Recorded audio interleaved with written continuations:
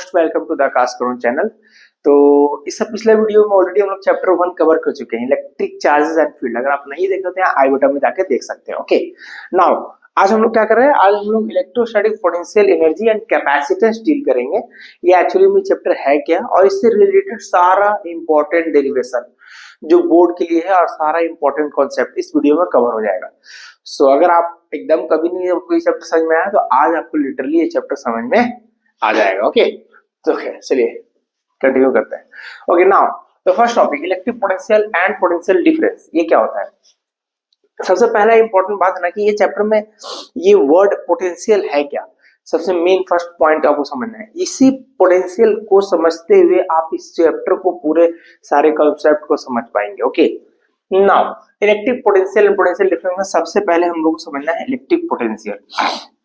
इसको एक बार में अगर मैं आपको याद कराऊं ना तो सिंपल ऐसे समझो, जैसे मान लो ये आपका कोई एक मटेरियल है, लेटेड भी मान लेते हैं, कोई एक चार्ज है। ओके, अब इस चार्ज को हम अपने इस हैंड पे रख रहे हैं और हम चाह रहे हैं कि इस चार्ज को हम उठा करके इस हैंड पे ले आए। तो यहां से ला करके मैंने यहां तक ले आकर रख दिया, कुछ लाने में आपका वर्क हुआ ना, जो आपने वर्क किया, मेहनत किया, वही आपका पोटेंशियल। अब यही अगर कहीं बहुत दूर रख दे, तो यहाँ रख देते, कहीं उधर रख देते, नहीं रख दे, क्या रख दिया, चलो अब हम ना मेरे पास नहीं है, अब हमको यहाँ पे उसी चार्ज को लेके आना, बट कहीं दूर से लेके आना है। तो कहीं दूर से जा करके वर्क करके अगर इस चार्ज को अगर आप लेके आते हैं तो वो क्या कहलाता है, वो बेसिकली आपको कहलाता है, ओके, वो बेसिकली क्या कहलाता है, इलेक्ट्रिक पोटेंशियल। तो दोनों में अंतर क्या था, मैंने कहीं दूर से जो चार्ज लाया है वो इलेक्ट्रिक पोटेंशियल और मैं कहीं अगल बगल ला रहा हूँ, अगल बगल, जस्ट अगल बगल, तो वो क्या कहलाता है, वो कहलाता है पोटेंशियल डिफरेंस कहलाता है। They are the two different things, electric potential and potential difference. Electric potential क्या है, the amount of work done by external force to bringing a unit positive charge, यानी ऐसा amount of work done जो आप externally force लगा करके bringing मतलब लेके आना किसको, यूनिट पॉजिटिव को, यानी कि आप जो चार्ज ला रहे हो क्या है, यूनिट है, यानी कि उसका वैल्यू 1 कूलम है। ओके, यूनिट पॉजिटिव चार्ज को लेके आ रहे हैं, कहां से ला रहे हैं, फ्रॉम इंफिनिटी से लेकर के किसी पॉइंट तक। जब कभी आप कहीं दूर से लेकर के किसी पॉइंट पे ला रहे हैं तो वो क्या कहलाता है, इलेक्ट्रिक पोटेंशियल। और सिर्फ आप यहां से इलेक्ट्रिक हटा दो, सिर्फ वर्ड आ गया पोटेंशियल, मतलब अगल बगल। अब उसी को द अमाउंट यहां लिख लेना, the amount of work done carrying a unit position from one point two another. बात खत्म यार। ये हम ला रहे हैं इंफिनिटी से किसी पॉइंट पे, ये हम ला रहे हैं किसी वन पॉइंट से अनदर। तो ये ज्यादातर आपको कहां देखने मिलता है, जैसा कि अगर आप एक मान लेते हैं बल्ब है, अब इस बल्ब को अगर आप कनेक्शन दे रहे हो बैटरी से, तो बैटरी क्या करता है, बैटरी तो एक पर्टिकुलर चार्ज को यहां से लेके यहीं तक तो पहुंचाता है ना, अगल बगल ही तो करता है ना। तो बैटरी क्या है, एक तरह बैटरी ही तो पोटेंशियल डिफरेंस है, बैटरी ही तो पोटेंशियल डिफरेंस है, छोटा सा, समझे। तो दैट मींस समझ में आया electric potential and potential difference क्या है। इलेक्ट्रिक पोटेंशियल मेरा क्या है, इंफिनिटी से किसी पॉइंट तक लाने में वर्क डन, और पोटेंशियल डिफरेंस क्या है, अगल बगल, यानी वन पॉइंट से अनदर। फॉर्मूला क्या है, ये आप ला रहे हैं किसी चार्ज को तो V equals to W/Q। W कहां से कर रहे हो, इंफिनिटी से किसी पॉइंट पे, इंफिनिटी P लिख दिए, लिखना है लिखो, नहीं लिखो मतलब कोई दिक्कत नहीं है, मगर फॉर्मूला याद रखना है, V इक्वल्स टू W/Q। इसका ऐसा यूनिट क्या होता है, वोल्ट ही होता है, ठीक है। अब ये जूल पर कूलम क्यों बोलते हैं, क्योंकि वर्क ऐसा यूनिट जूल होता है और चार्ज का क्या होता है, कूलम होता है। ओके, ये हो गया इलेक्ट्रिक पोटेंशियल जो कि V इक्वल्स टू W/Q होता है। Okay, now come to the potential difference. अब ये क्या है, इसका भी सेम ही है, बट किसी पॉइंट से अगल बगल का पॉइंट का डिफरेंस, यानी बोले तो चेंज। तो अगर मान लेते हैं, अगर आपको 25 दिया हुआ है और आपको फाइनल है मान लेते हैं 40, तो डिफरेंस पुट करें, यानी 40 माइनस 25 क्या होगा आपका, तो 40 में से 25 जाएगा तो कितना बचेगा, 15, 15। तो ये जो 15 आया, यही 15 कहलाएगा क्या, चेंज ऑफ पोटेंशियल। तो यही चीज चेंज ऑफ पोटेंशियल, यहाँ पे 2 पॉइंट का डिफरेंस पुट कर दिए, तो 2 पॉइंट का डिफरेंस होगा, यही W/Q है, बट मगर इसमें ए बी, मतलब किसी ए पॉइंट से बी पॉइंट तक का, V इक्वल्स टू W/Q। ठीक है, बातें समझ में आ गई, दोनों चीज सेम ही, बस इंफिनिटी से किसी पॉइंट पे आप वर्क कर रहे हो और इसमें अंतर क्या है, किसी मतलब किसी वन पॉइंट से अनदर पॉइंट पर आप काम कर रहे हैं। ये सारा अभी आप इसको सीखिए, अच्छे से समझिए, ठीक है। आप पॉज करके लिखना चाहते हैं तो लिख भी सकते हैं, अदरवाइज हम नोट्स आपको प्रोवाइड कर देंगे डिस्क्रिप्शन में। Okay okay, now come to the next point.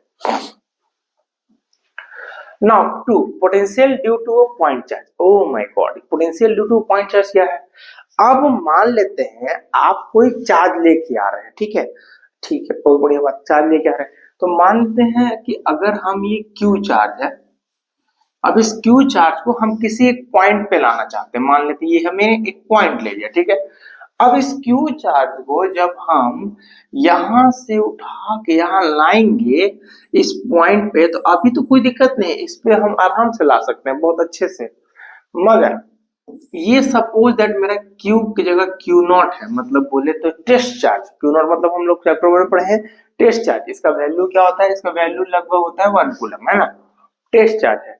और यहाँ पहले से कोई पापा क्यू है, बड़ा सा क्यू है ना, यहाँ पे एक क्यू है। अब क्या होगा कि ये क्यू तो एक फील्ड जनरेट करता है, आपको पता है कि कोई भी चार्ज हो तो अपने इर्द गिर्द क्या करता है, एक फील्ड को जनरेट करके रखता है।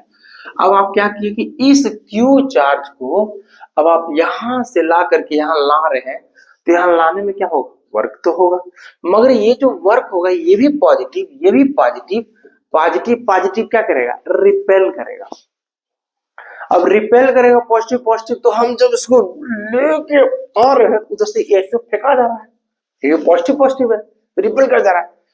तो जब आप कोई भी चार्ज लेके आते हैं और उसमें रिपल्सन फोर्स लगता है, या फिर ये कितना पोटेंशियल बना के रखा है, ये कितना क्षेत्र बना के रखा है, उसको हम लोग बोलते हैं बेसिकली हमारा potential due to a point charge. मतलब एक चार्ज कितना पोटेंशियल बना के रखा है, उसके चलते वो चार्ज कितना एक्सपीरियंस कर रहा है।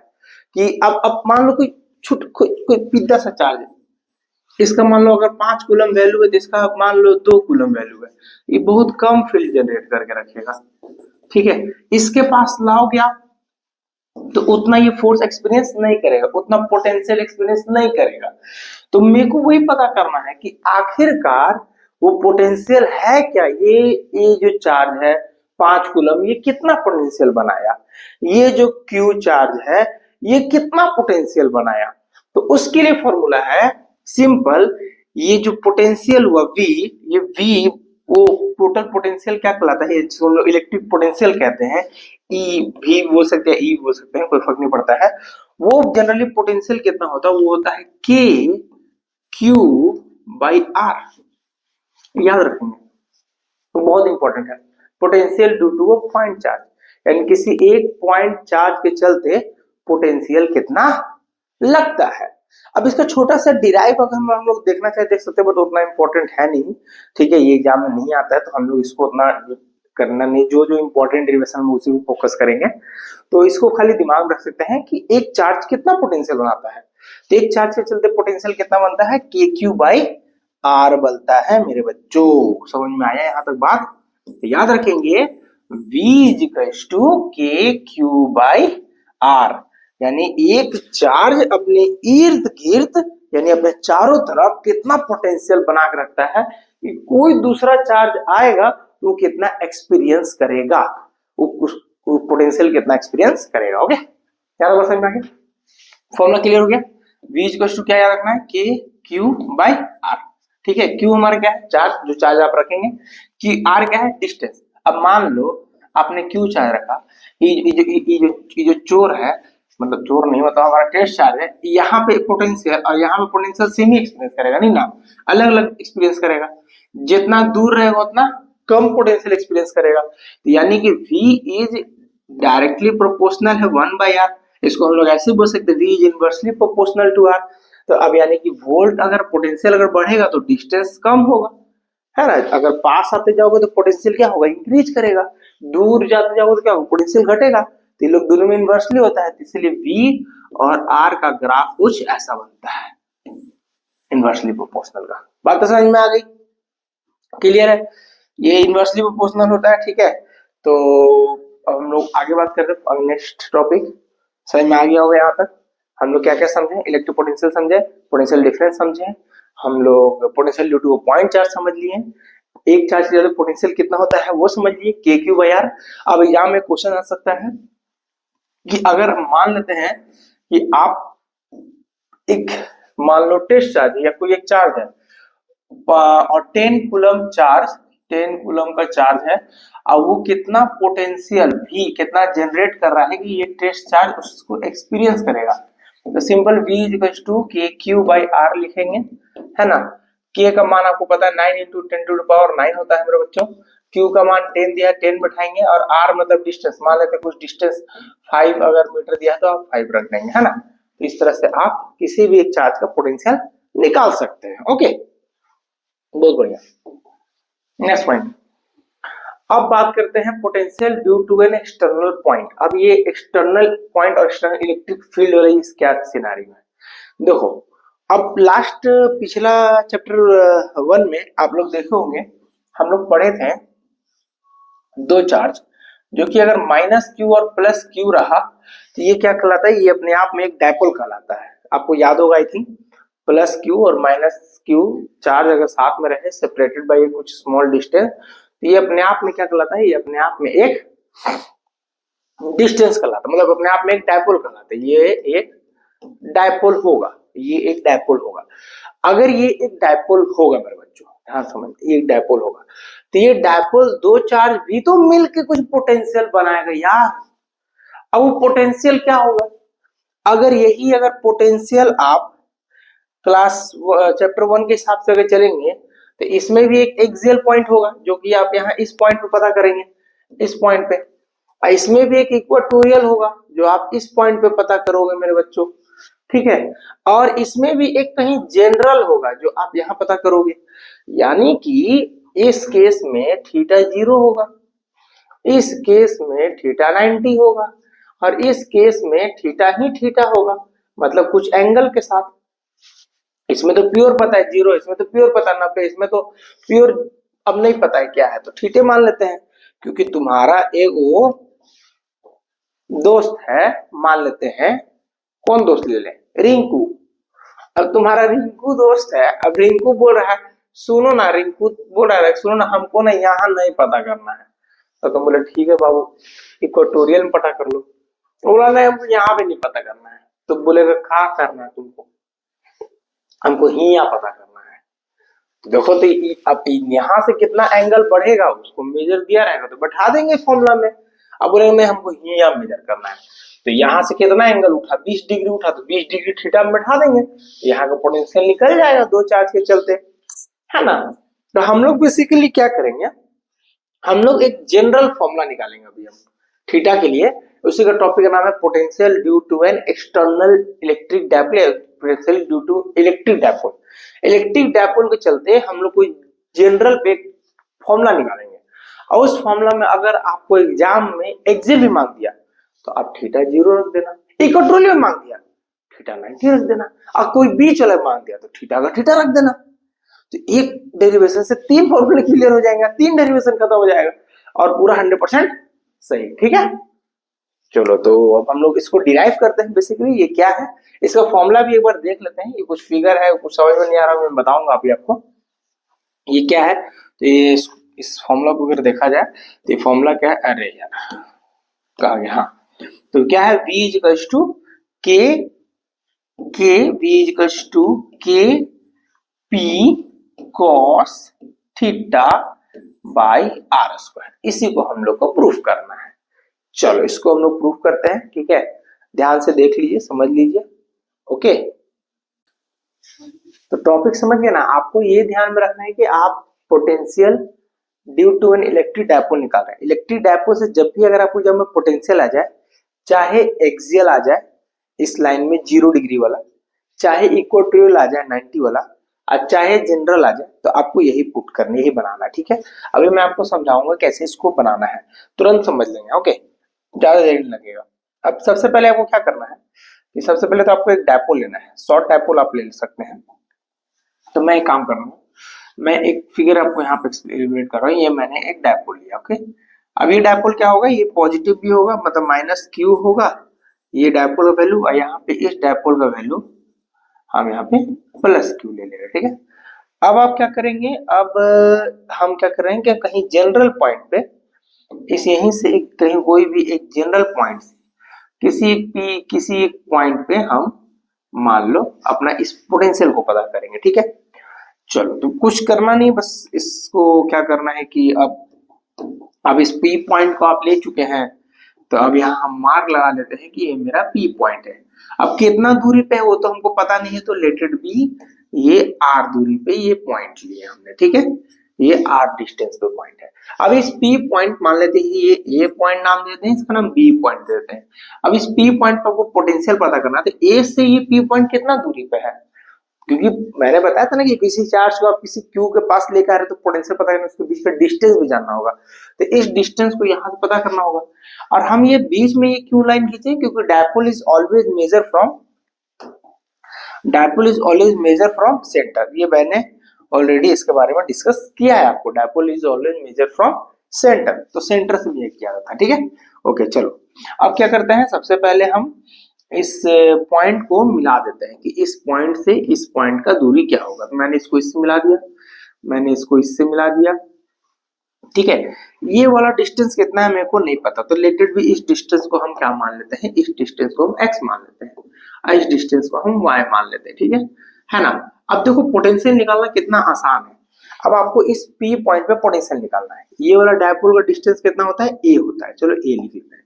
ये वाला डायपोल का डिस्टेंस भी कितना होता है, a ही होता है, उसको भी लिख लेते हैं। अब हमको पोटेंशियल निकालना, तो हमने v लिखा, v बराबर पोटेंशियल ड्यू टू a अपन पोटेंशियल ड्यू टू b लिखा, दैट्स इट, ज्यादा दिमाग नहीं लगाना है।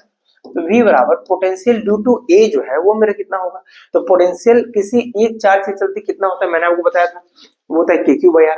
तो मैंने लिखा k q, अब भाई r मतलब दूरी, इसका इससे इस पॉइंट से दूरी कितना है, तो वो x है, क्योंकि ये चार्ज के बारे में बात कर रहे हैं ना, तो इस पॉइंट से इसका दूरी कितना है, तो x है, ठीक है। अब यहाँ पे अगला वाला क्या है, तो वो भी है k q, अब भाई इसका दूरी कितना है, y है, मगर यहाँ पे ये चार्ज माइनस q है, तो आपने यहाँ पे क्या लिखा, माइनस लिखा, ठीक है। तो पोटेंशियल निकालने के लिए v इक्वल टू क्या हो गया, k q बाई y, और यहाँ से माइनस मल्टीप्लाई किया तो माइनस k q बाई क्या हो गया, x हो गया।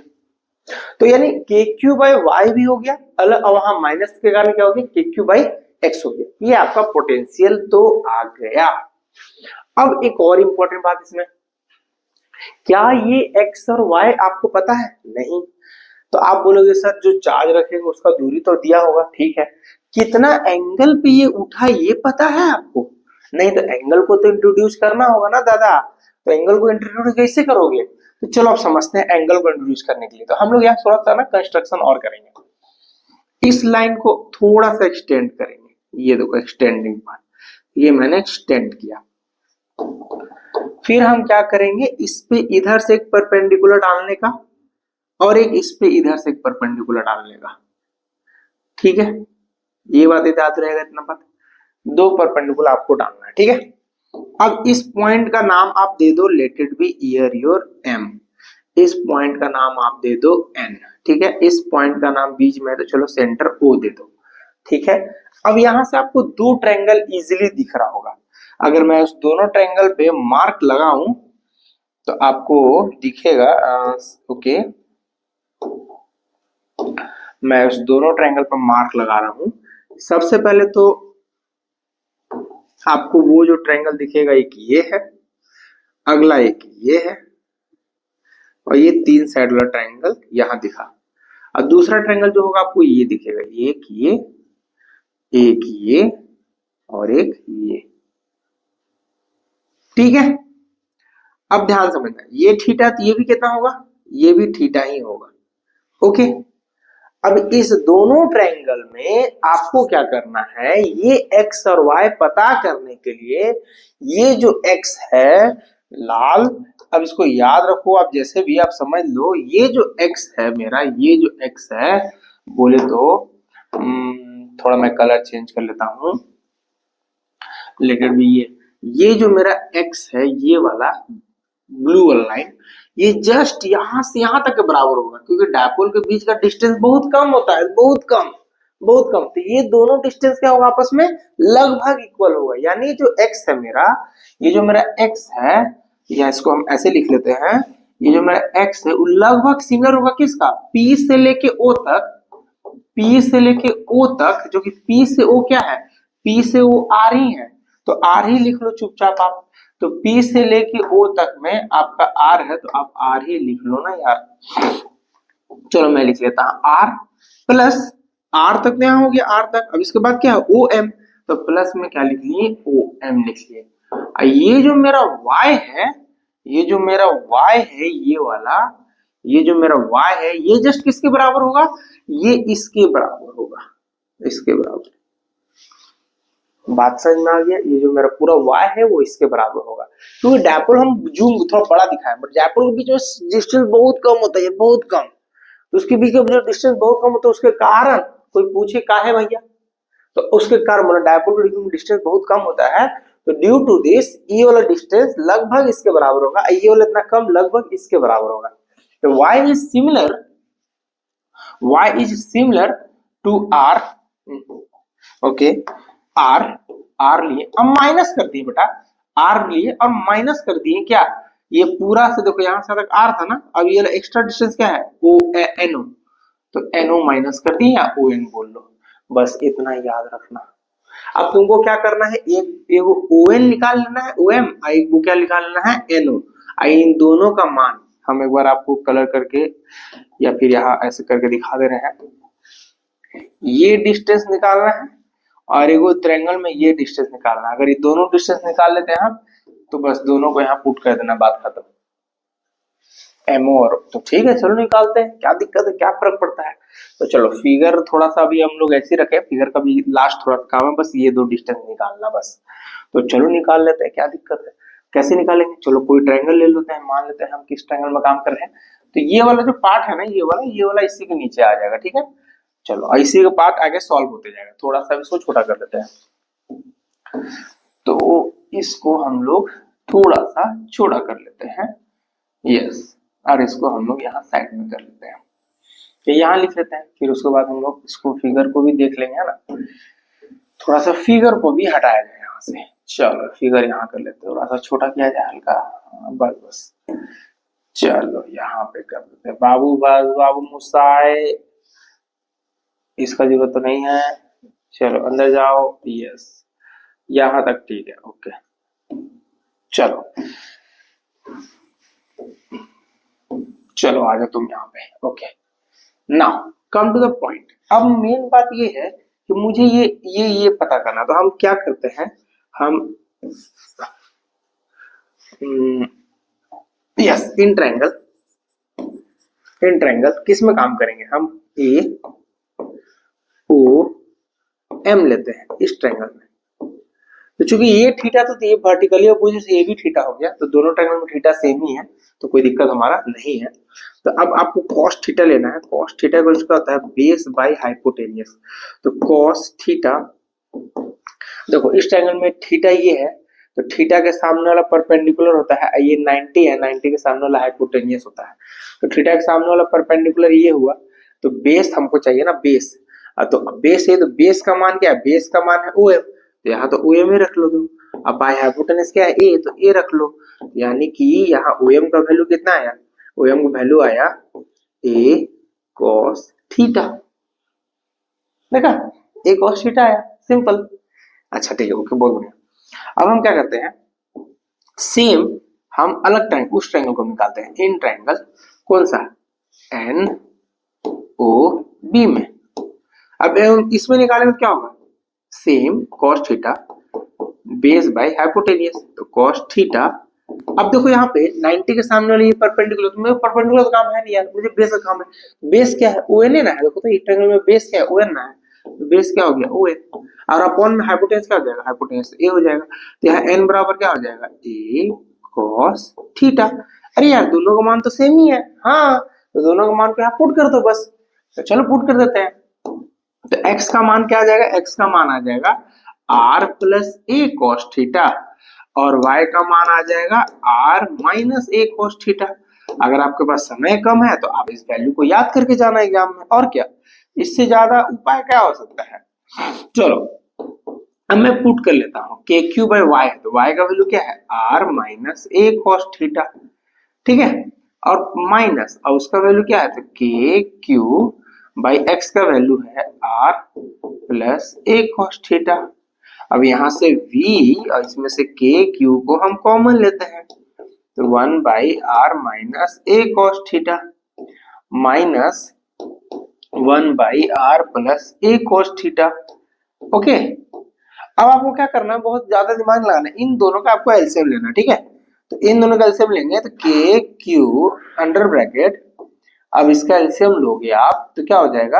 ये दोनों तो देखो एक चीज अलग अलग है, तो इनटू में आ जाएगा बस r minus a cos theta, और यहाँ क्या हो जाएगा? R minus a cos theta. इससे ये कट गया तो यहाँ क्या बचा? R minus a cos theta, ठीक है।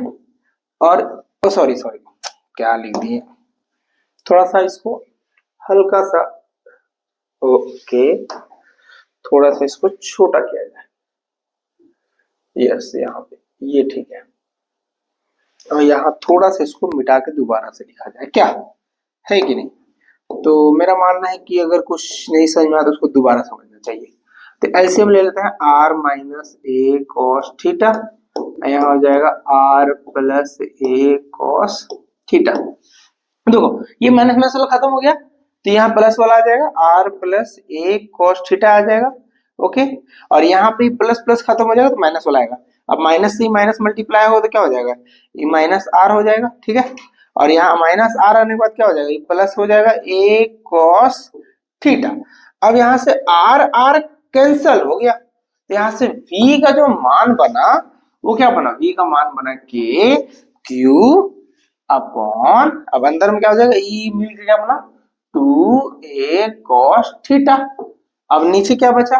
अब देखो a माइनस बी और a plus B, a minus B और a प्लस बी, तो यहाँ पे r square minus a square cos square theta, है ना।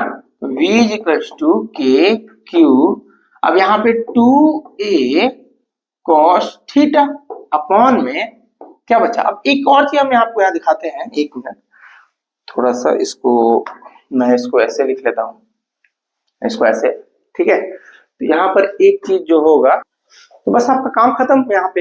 अब आपको बस लास्ट चीज आपको क्या करना है, एक चीज ध्यान देना है, ये जो मेरा ये जो a cos थीटा, अरे सॉरी, ये जो मेरा यहाँ पर a cos थीटा और a cos थीटा जो 2a cos थीटा बन गया है, अब आपको पता है ये जो r डिस्टेंस हमने लिया नहीं, बहुत बड़ा डिस्टेंस है, तो उस केस में क्या करेंगे, ये जो r डिस्टेंस बहुत बड़ा है और इसके बीच में जो ये a है बहुत ही छोटा है, यानी कि जब r बहुत ज्यादा बड़ा हो जाए a से, तब r का मान a का मान लगभग 0 होगा, याद रखना, ठीक है। जब कोई भी डिस्टेंस बहुत बड़ा होता है तो उस केस में a का मान लगभग 0 होता है, यानी कि v इज इक्वल टू क्या आएगा? v is equal to K Q होगा, 2a cos थीटा होगा, और अपॉन में r स्क्वायर, ये तो खत्म हो गया ना आपका, खत्म हो गया, तो क्या बचा सिर्फ? तो आर स्क्वायर, ठीक है। तो आर, क्योंकि देखो ए का मान लगभग 0, तो 0 इंटू आप कॉस स्क्वायर थीटा करोगे तो खत्म ही हो जाएगा, तो v का मान सिर्फ क्या बचा? v का मान बचा के Q 2a cos theta upon क्या बचा? सिर्फ आर स्क्वायर। अब यहाँ देखो मेरे को बताओ, आप डायपोल मोमेंट तो पढ़े हो चैप्टर 1 में, डायपोल मोमेंट क्या था? P equals to Q into 2a, यानी कि यहाँ से 2a और Q का मान क्या हो जाएगा? P हो जाएगा मेरे बच्चों, तो V इक्वल्स टू क्या हो जाएगा? K P cos theta upon क्या हो जाएगा? R square. तो ये आ गया आपका मान potential, V equals to K P cos theta by R square. अब ये चीज आप क्लियर है, यहाँ तक बातें कुछ प्रॉब्लम तो नहीं होनी चाहिए मेरे ख्याल से। अब इसी टॉपिक में अगर आपको बोल देता है कि नहीं ये हमको इक्वेटोरियल हमको एक्सियल चाहिए था, तो आप केस 1 बना लो ना यार, केस 1 बना के आप लिख लो फॉर एक्सियल, क्या लिख लो? फॉर एक्सियल, और उस केस में थीटा कितना दिखा दो? 0, तो थीटा 0 होगा, तो यहां से इसको तो हटा ही देते हैं, इसको काम नहीं है, ठीक है, ये हटा दो, ओके। और थीटा चूंकि जीरो है तो इसमें फॉर्मूला में बैठा दो ना यार, v इज इक्वल टू के P cos zero upon R square. तो v इज इक्वल टू क्या बना, के पी बाई आर स्क्वायर बना।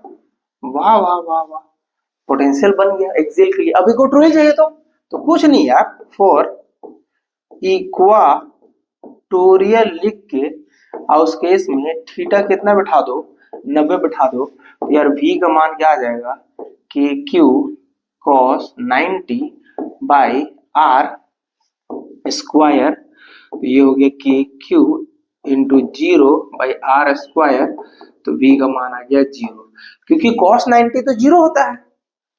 तो cos 90 जीरो होता है, मतलब कि पोटेंशियल किसी पर्टिकुलर पॉइंट में, यानी पोटेंशियल अगर आप इसमें अगर पोटेंशियल सीधा ले लेते हैं मेरे बच्चों, अगर आप पोटेंशियल आप सीधा ले लेते हैं इस पॉइंट से, अगर आप पोटेंशियल सीधा ले लेते हैं 90 पे एकदम, तो उस केस में क्या होगा, आपका पोटेंशियल हो जाएगा जीरो। तो क्वेश्चन एमसीक्यू में पूछता है कि पोटेंशियल 90 और एक्सियल में क्या होता है, क्या वैल्यू हो सकता है। तो आई थिंक आपको सारी बातें समझ में आ गई, कोई कंफ्यूजन नहीं होनी चाहिए। मैं इसको दिखा भी दे रहा हूँ, देख लू यहाँ पे इसका formula K P cos theta by R square, यही हम लोग डिराइव भी किए और हम लोग को समझ में आ गया। अगर अच्छा लगा तो हिट करे, लाइक बटन दबाएं, ठीक है, एक लाइक तो बनता है, और उससे भी अगर अच्छा लगे तो कमेंट करके बताओ यार अच्छा लगता है पढ़ना, ठीक है। चलो ये भी समझ गया। Next topic, potential due to system of charge समझना है। तो सिस्टम ऑफ चार्ज में कुछ खास नहीं है, ये पहला सुपरपोजिशन प्रिंसिपल है, अलजेब्रिक सम और जनरल फॉर्मूला है ना। क्या होता है, जैसे कि मान लें एक पर्टिकुलर पॉइंट आपने पकड़ा, अब वहां पे इस पॉइंट से अब मान लो अब बहुत सारा चार्जेस है, ठीक है। तो अब कोई एक चार्ज है क्यू टेस्ट चार्ज, यहाँ पे है Q1 Q2 Q3 Q4। अब ई कितना एक्सपीरियंस झेलेगा, अरे भैया Q1 के चलते पोटेंशियल झेलेगा, तो Q1 के चलते क्या होगा, V इज इक्वल टू क्या मैंने बताया था, के क्यू बाई आर स्क्वायर। यहाँ Q1 है तो के क्यू बाई R1, मान लो अगर डिस्टेंस R1 है तो, अगर डिस्टेंस R2 है तो के क्यू 2 बाई R2। तो ऐसे करके सारे पोटेंशियल क्या हो जाएंगे, सम हो जाएंगे। अगर एक से अधिक चार्जेस अगर एक जगह रहेगा तो सारे पोटेंशियल सम हो जाएगा किसी चार्ज के लिए, उसी को हम लोग क्या बोलते हैं, अलजेब्रिक सम। वही कहलाता है सुपरपोजिशन प्रिंसिपल, मतलब सभी चार्जेस ऐड हो जाएंगे। और उसका फॉर्मूला क्या होता है, ई समेशन, अगर नहीं बुझाता तो खाली इतना याद रखो यार, b1 b2 bn तक। बात समझ में आ गई, कोई कंफ्यूजन नहीं है, थोड़ा सा पानी पी ले। ओके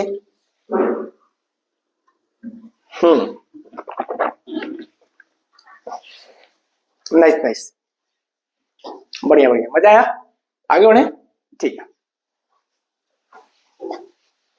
नाउ अब यहाँ एक डायग्राम सेट करना था, सेट नहीं हो पाया कुछ इशू कारण, मैं आपको कोई बात नहीं बता दूंगा। नेक्स्ट टॉपिक है इक्विपोटेंशियल सरफेस। अभी इक्विपोटेंशियल सरफेस क्या है बाबा, ये इक्विपोटेंशियल सरफेस क्या है। सो सिंपल भाषा में अगर इक्विपोटेंशियल सरफेस बोले तो ये आपको ये बेसिक पॉइंट आपको याद कर लेने हैं सारे, और ये बेसिक पॉइंट आपको सारे इसलिए याद करना है कि इक्विपोटेंशियल का आपको लिखने आता है, दो चार पॉइंट प्रॉपर्टीज लिखना आता है इक्विपोटेंशियल सरफेस का। तो इक्विपोटेंशियल सरफेस क्या समझ लो, जैसे कोई एक चार्ज है तो उसका देखो, उसका डायग्राम अगर हम बताएं तो उसका डायग्राम कुछ ऐसा बनता है। तो मैं आपको थोड़ा सा डायग्राम बना के दिखाता हूँ। तो कुछ उसका डायग्राम, ओके ये क्या बन गया, से सर्कल, हाँ। तो उसका diagram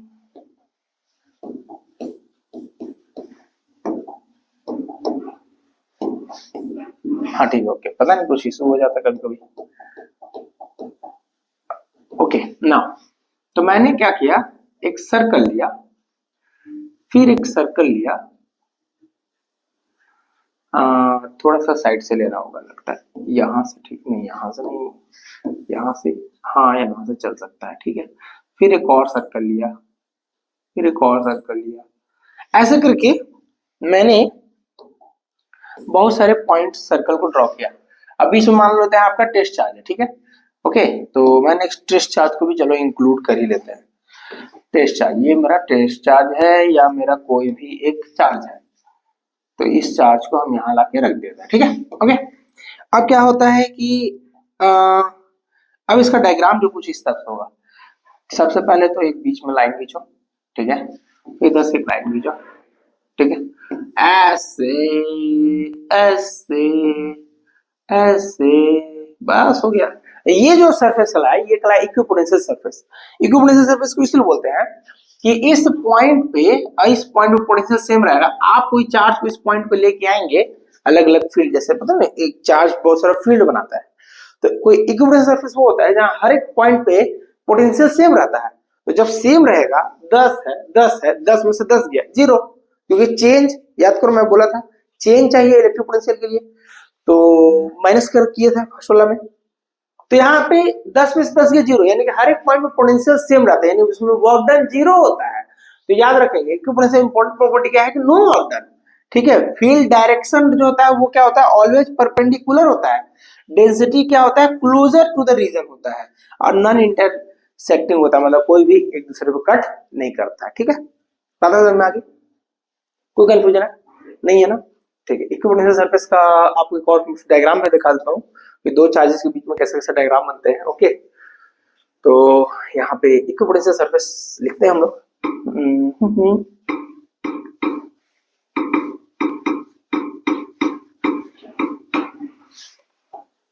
okay. Now you can see that here is the equipotential surface। इस तरह से हम लोग इक्विपोटेंशियल सरफेस का डायग्राम बनाते हैं, ठीक है। तो इस डायग्राम को आप याद कर लोगे, दो चार्ज अपोजिट चार्जेस अगर रहेंगे तो थोड़ा सा ये लोग आपस में अट्रैक्ट होना चाहेगा, तो इसको हम थोड़ा सा आपको लिबरेट कर दे रहे हैं कैसे काम करेगा। इस डायग्राम को ऐड करने की कोशिश तो नहीं हो पाया था, बट अभी ख्याल अभी हम लोग समझ लेते हैं।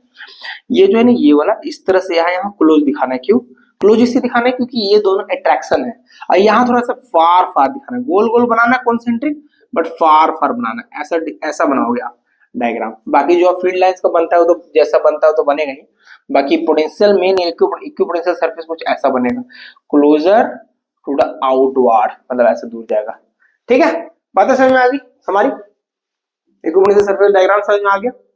ये था कौन सा चार्ज, अगर आपका चार्ज अगर अपोजिट हो तो, ओके, बात समझ में आ गई, ठीक है। अपोजिट चार्ज देखिए क्लोजर, और सेम चार्ज का देखो अपोजिट चार्जेस क्लोजर, और दूर चार्ज अगर होगा, दूर चार्ज के लिए आप क्या करेंगे, इसके बीच में डिस्टेंस आप बना देंगे। मतलब ये लोग दूर भागना चाह रहा है, लोग दूर भागना चाह रहे हैं, मतलब कि बाहर की ओर क्लोजर बनते जाएगा और अंदर की ओर क्या होगा, आउटवर्ड टाइप का बनते जाएगा। यही है इक्विपोटेंशियल सरफेस, समझ में आया दादा, ठीक है। और अगर इक्विपोटेंशियल सरफेस समझ में आ गया तो उसका प्रॉपर्टी याद कर लेना है, ठीक है। चलो चेंज कर देते हैं इसको, ओके। तो इक्विपोटेंशियल प्रॉपर्टी याद करना, नो वर्क डन, फील्ड हमेशा परपेंडिकुलर होता है, इलेक्ट्रिक फील्ड इस पे क्या होगा, परपेंडिकुलर होगा हर एक पॉइंट पे, ठीक है। दूसरा चीज density throughout the region same ही रहता है, ठीक है, क्लोजर जैसे जैसे क्लोजर हो जाएगा, और नॉन इंटरसेक्ट मतलब इंटरसेक्ट नहीं करता है, ओके। Nice nice. नाउ एक potential energy of 2 point charge, तो उससे पहले आपको समझना होगा potential energy of 1 point charge, एक पॉइंट चार्ज के चलते कितना पोटेंशियल होगा। कॉमन सा बात है, बहुत सिंपल। मान लो कि आप हो या किसी एक चार्ज है, जैसे मान लेते हैं चलो क्यू ही चार्ज है, ये एक चार्ज, तो ये 2 पॉइंट है, मैं पहले 1 पॉइंट पढ़ा रहा हूं, ठीक है।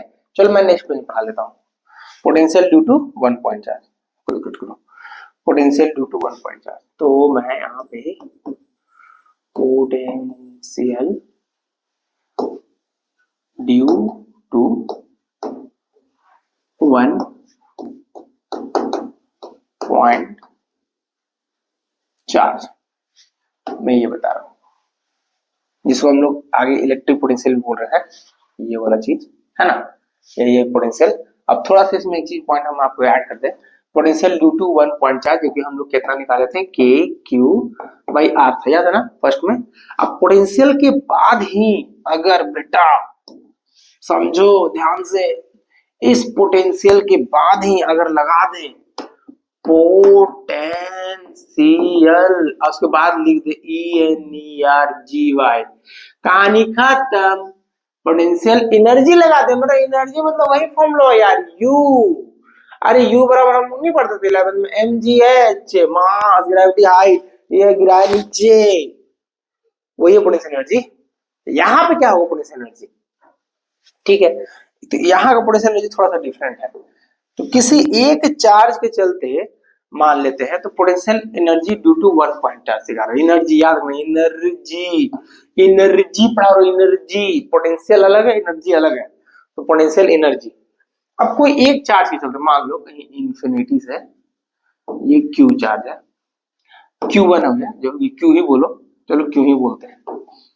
इस क्यू को हम लेके आ रहे हैं, टिक टिक टिक टिक टिक टिक टिक टिक टिक टिक टिक टिक टिक टिक टिक टिक टिक, मान लो यहाँ लाए, यहाँ पहले से कोई चार्ज है नहीं है, तो इस पे कुछ पोटेंशियल लगेगा नहीं लगेगा, तो यानी क्यू ऐसे ही क्या होगा, उड़ते उड़ते फिरंगी फिरंगी बनते बनते हवे हवे में आ गया। तो इसको कोई रोकने वाला था, इसमें कोई पोटेंशियल रोकने वाला था नहीं था, तो इसमें पोटेंशियल क्या होगा।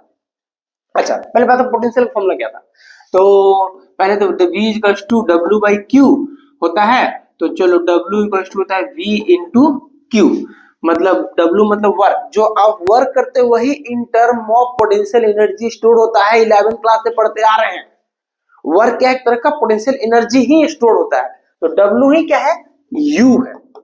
इतना बात समझ में आ गया। तो यही U का फॉर्मूला V इंटू क्यू, तो मैंने U लिखा, अब मैंने V का मान यानी V मतलब पोटेंशियल, V इक्वल टू क्या मैंने बताया था, V इक्वल टू होता है के क्यू बाई आर।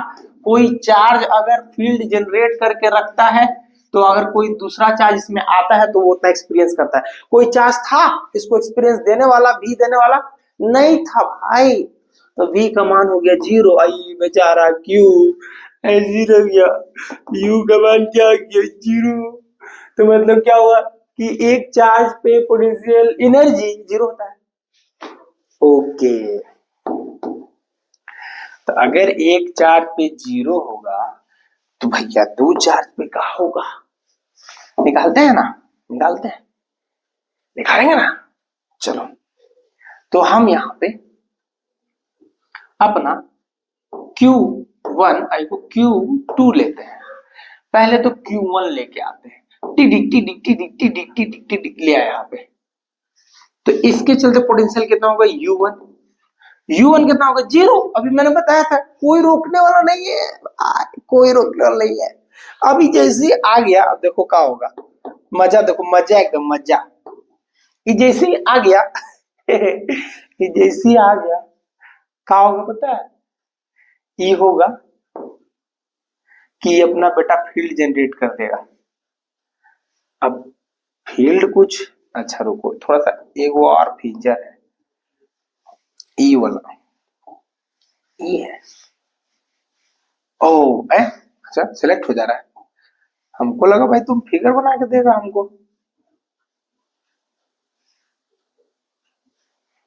नहीं दिया जी, ये काची के लिए है। ओ खैर छोड़ो तो, उतना तो खैर, खैर तो अभी अरे यस, ये एक ऐसे, ये एक ऐसे, ये एक ऐसे ऐसे फील्ड जनरेट करके रख लिया, कौन, हमारे ये Q1। अब Q2 को लेके आना, दो चार्ज हम बोले थे, चलो मैं Q2 लेके आता हूँ, यहाँ आ गया Q2।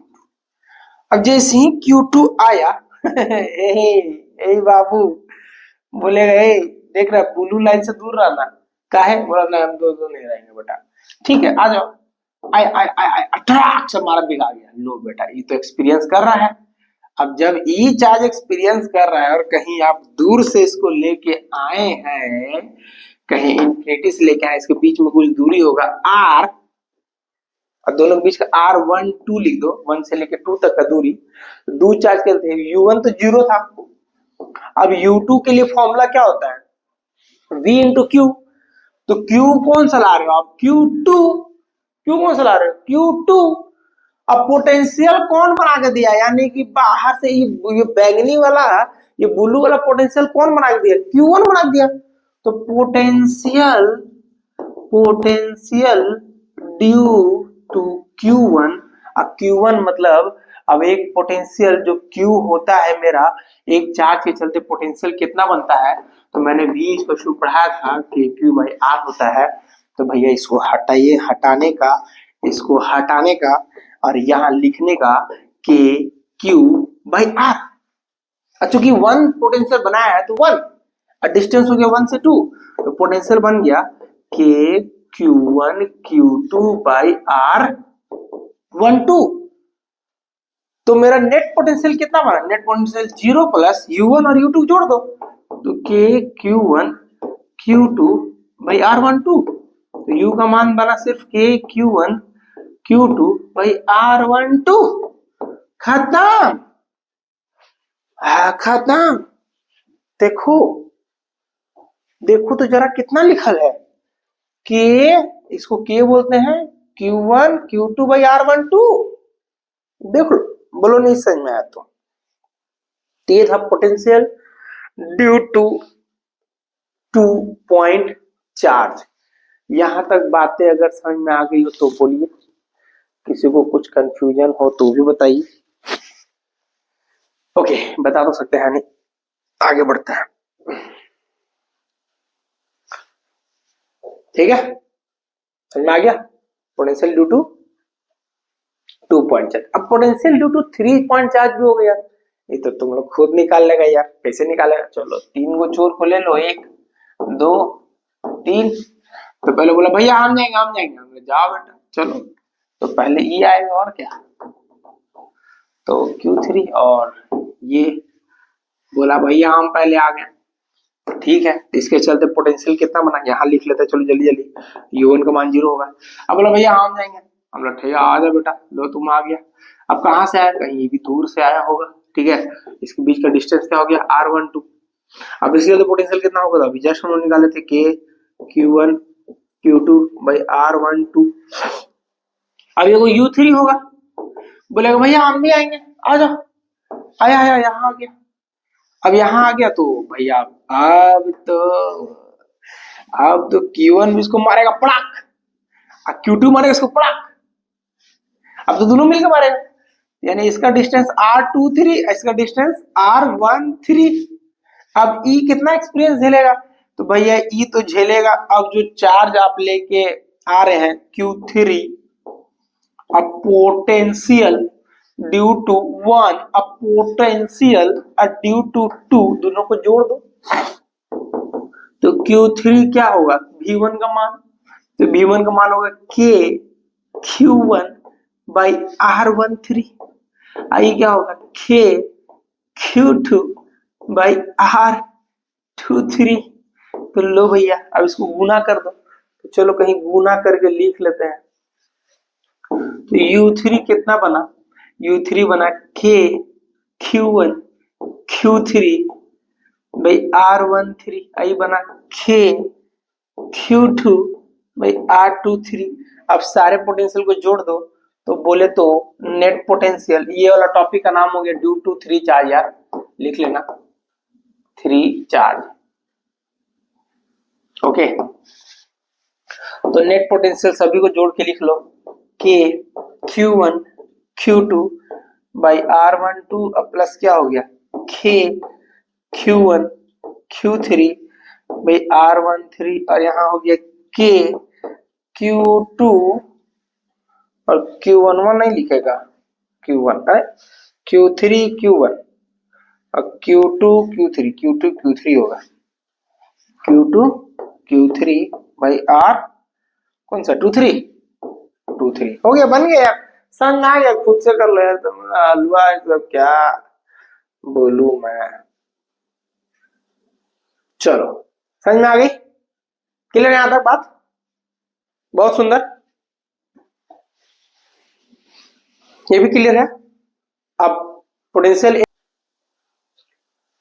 तो potential energy dipole in external field का मतलब क्या है कि आपके पास एक डायपोल दिया हुआ है।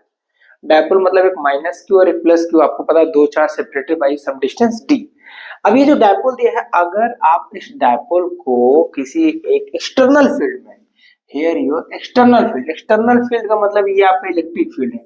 अगर आप इसके बीच में रखते हैं तो उस वो कितना पोटेंशियल एनर्जी एक्सपीरियंस करता है, तो वो होता है U बराबर माइनस पीई कॉस थीटा। उसको अब याद रखेंगे, न्यूमेरिकल में काम आता है या फिर आपको वन वर्ड में भी पूछता है, ठीक है। अब यही जो मेन बात यहाँ पे ये याद रखने वाला चीज है बच्चों कि ये जो माइनस पीई कॉस थीटा है, अब अगर थीटा का मान जब आप यानी जीरो पुट करेंगे, यानी theta equal to zero put करेंगे हम, तो theta equal to zero put करने में क्या होगा, मान लो थीटा जीरो पुट कर रहे हैं तो पीई और कॉस थीटा का जीरो का वैल्यू तो 1 होता है, तो मतलब क्या हुआ माइनस पीई है, जो कि माइनस पीई यहाँ पे मिनिमम एनर्जी, यानी यहाँ पे हम लोग ना स्टेबल इक्विलिब्रियम बोलते हैं, यानी कि 0 डिग्री पे जो आपका डायपोल है वो क्या होगा, स्टेबल होगा। अब अनस्टेबल इक्विलिब्रियम में क्या होगा, जब आपका डायपोल ऐसे से पूरा ऐसे, यानी ये जो थीटा है ये करते करते करते करते यहाँ तक पूरा 180 आ जाए तो वो अनस्टेबल हो जाएगा, ऐसे करिएगा तो छोड़ जाएगा, फेंका जाएगा। तो यानी क्या होता है अनस्टेबल इक्विलिब्रियम कब होता है, जब आप थीटा का वैल्यू कितना पुट करते हैं, 180 पुट करते हैं। और जब 90 पुट करेंगे तो थीटा 90 cos 90 का होता है 0, तो पूरा टर्म क्या हो गया 0, तो 0 एनर्जी हुआ। तो यहाँ तक बातें समझ में आ गई आपको। तो यहाँ तक हम लोग इलेक्ट्रोस्टैटिक पोटेंशियल का पूरा पार्ट कर लिए हैं।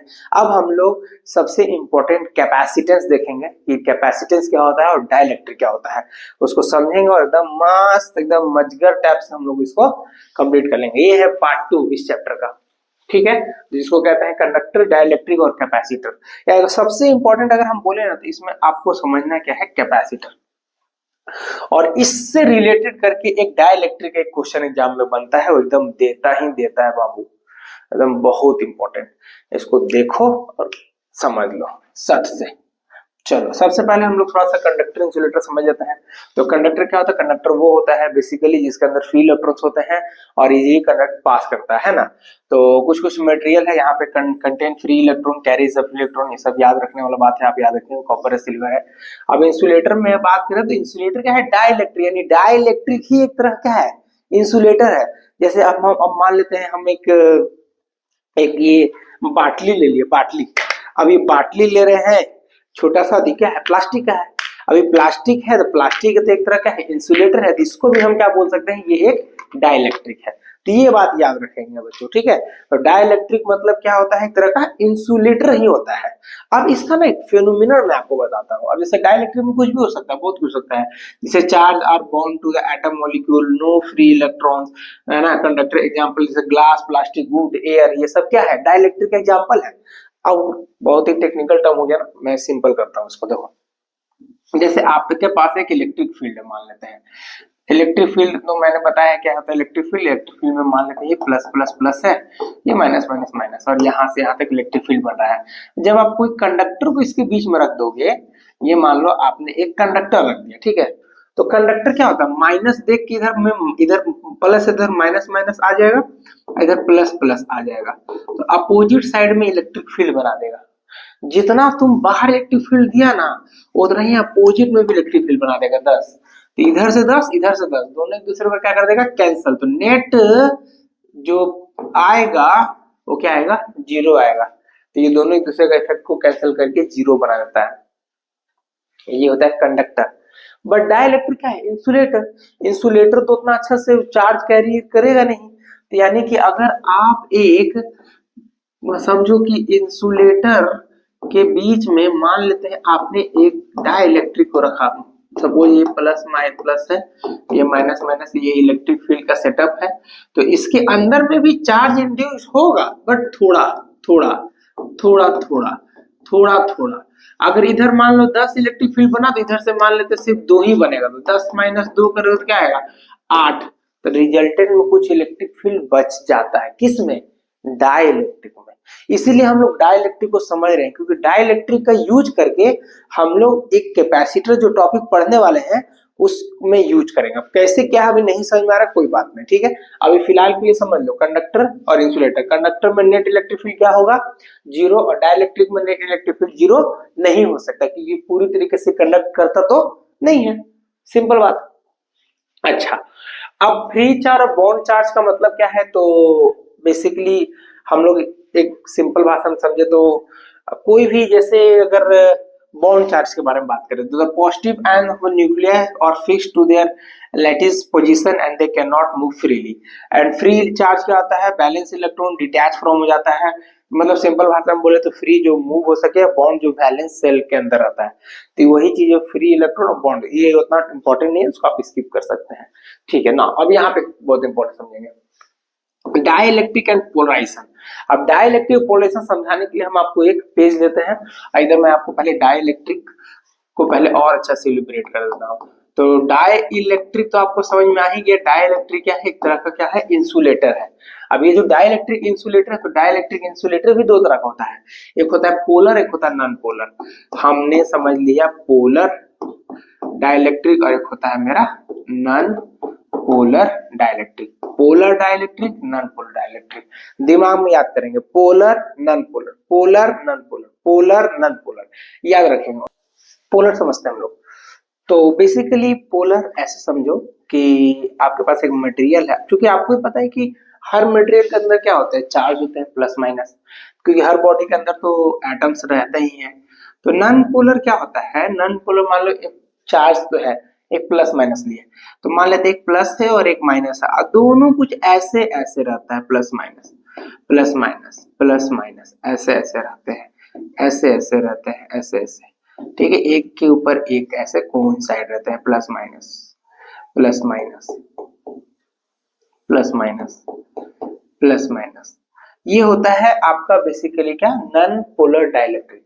पोलर डाइलेक्ट्रिक क्या होता है, सिंपल, प्लस है माइनस है, ये ऐसे रहेगा, आपको ऐसे लाइन टाइप में रहेगा, एक पे कौन सा नहीं रहेगा, ऐसे रहेगा, मगर इधर उधर रहेगा, माइनस प्लस इधर उधर रहेगा, इधर उधर रहेगा, minus plus minus minus plus minus plus, इस तरह से आपका इधर उधर रहेगा। ये होता है पोलर डाइलेक्ट्रिक, होता है नॉन पोलर डाइलेक्ट्रिक, कोई इसमें बड़ा बात नहीं है। अगर एग्जाम में आता है आपको पोलर और नॉन पोलर डाइलेक्ट्रिक डिफाइन कर, तो आप बोल सकते हैं कि charges are coincide with each other, और इसमें आप बोल सकते हो कि पोलर डाइलेक्ट्रिक में बोल सकते हैं कि charges are separated like some distance, like act like a dipole, इसमें डायपोल की तरह एक्ट करता है, ठीक है। चलो पोलर समझ में आ गया, नॉन पोलर समझ में आ गया। अब इसी को अगर आप इलेक्ट्रिक फील्ड में रखती है, तो मैं एक समझता हूं, सपोज आपने एक इलेक्ट्रिक फील्ड का सेटअप लिया, यहाँ मैंने एक इलेक्ट्रिक फील्ड लिया, अब मैंने एक जैसी इलेक्ट्रिक फील्ड का सेटअप लिया, तो मैं जैसी मैंने एक इलेक्ट्रिक फील्ड का सेटअप लिया, ये मैंने एक इलेक्ट्रिक फील्ड का सेटअप ले लिया, ये मैंने इलेक्ट्रिक फील्ड का सेटअप ले लिया, ठीक है। अब इसको मैं क्या करता हूँ, ये और जो मैंने मेरा पोलर डाइलेक्ट्रिक है, इसको मैं इसमें रखता हूँ, तो क्या होगा रखने से पता है, ये जितने भी जो भी क्या बोलते हैं, ये इसका मटेरियल है, लाइक ये जो मैंने इसके अंदर इसमें प्लेस्ड किया, तो क्या होगा पता है, बहुत इंपॉर्टेंट, बहुत बहुत इंपॉर्टेंट बता रहा हूँ, ध्यान समझना। ये तो पहले प्लस है और ये माइनस है, इधर साइड क्या होगा, ये सारे अलाइन हो जाएंगे, एकदम एकदम एकदम सुंदर सुंदर से अलाइन हो जाएंगे, ऐसे ऐसे अलाइन हो जाएंगे, ऐसे ऐसे अलाइन हो जाएंगे, अलाइन होकर के minus minus minus plus plus plus minus plus minus plus minus plus, align हो गया।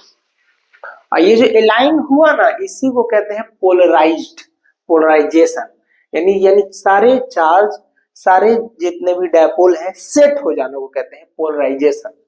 बात समझ में आ गया, क्या समझे थे, डाइलेक्ट्रिक, डाइलेक्ट्रिक के दो टाइप होते हैं, क्या होते हैं, पोलर होता है, एक नॉन पोलर होता है। पोलर जिसके अंदर चार्ज कोइंसाइड करके रहता है, ठीक है, इसमें एग्जांपल हो सकता है हाइड्रोजन हो सकता है, ठीक है, हाइड्रोजन H2 मॉलिक्यूल्स हो सकते हैं, ये सब एग्जांपल्स हो गए, आप बुक में भी देख सकते हैं, ठीक है। और पोलर डाइलेक्ट्रिक में अगर हम बात करेंगे तो कैसे मॉलिक्यूल्स रहेंगे, तो कुछ सेपरेटेड कुछ डिस्टेंस साथ रहेगा, और जैसे ही उसको इलेक्ट्रिक फील्ड में आप रखे हुए तो अलाइन हो जाएगा, अलाइन होना को ही कहते हैं पोलराइजेशन कहते हैं। चलो एक बात समझ में आ गया। अगर कोई पोलराइज्ड हो गया तो पोलराइजेशन भी अलग अलग मटेरियल पर डिपेंड करता है, ये बात तुम समझ लो कि अब मान लो मार्केट में बहुत तरह का इंसुलेटर है, प्लास्टिक है, कोई ग्लास है, कोई कुछ है, तो सब एक जैसा तो पोलराइजेशन नहीं हो सकता है, तो पोलराइजेशन सबका अलग अलग है। तो पोलराइजेशन को डिफाइन कौन करता है, तो उसको हम लोग समझते हैं। तो फिलहाल यहाँ तक बातें समझ में आएगी नहीं, पता पहले डाइलेक्ट्रिक क्या है, पोलर है, नॉन पोलर है, पोलराइजेशन समझ में आ गया। यहाँ तक अगर कोई कंफ्यूजन है तो बताइए। अब पोलराइजेशन टॉपिक हम लोग समझते हैं। पोलराइजेशन क्या है। यहाँ तक तो समझ में आ गया पोलराइजेशन क्या था, बस थोड़ा सा इसमें और पोलराइजेशन में चीज बताते हैं आपको।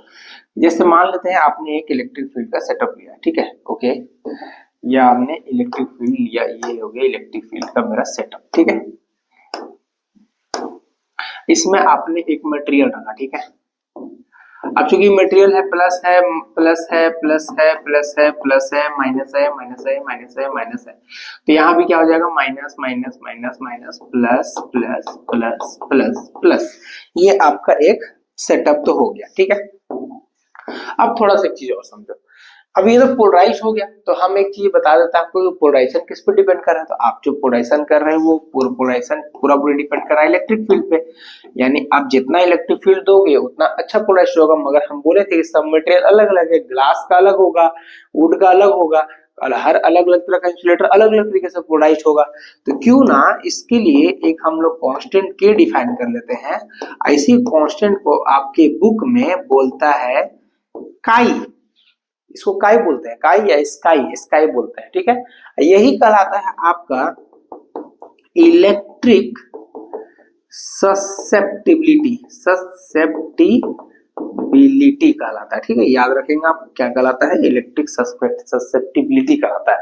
यही डिफाइन करता है कि कौन कितना जल्दी पोलराइज्ड होगा, जिसका वैल्यू जितना ज्यादा होगा वो उतना जल्दी पोलराइज्ड होगा।